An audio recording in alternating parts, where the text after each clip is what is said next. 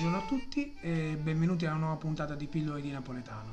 Oggi chiuderemo la nostra dilogia sullo sguardo per quanto riguarda le parole in napoletano, esaminando un altro tipo di sguardo, un'altra parola che è molto utilizzata nel linguaggio napoletano.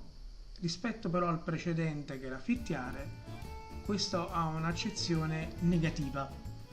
Il termine di oggi è cerriare, da alcuni riportato anche come ceriare. Con il termine cerriare si intende uno sguardo carico d'odio,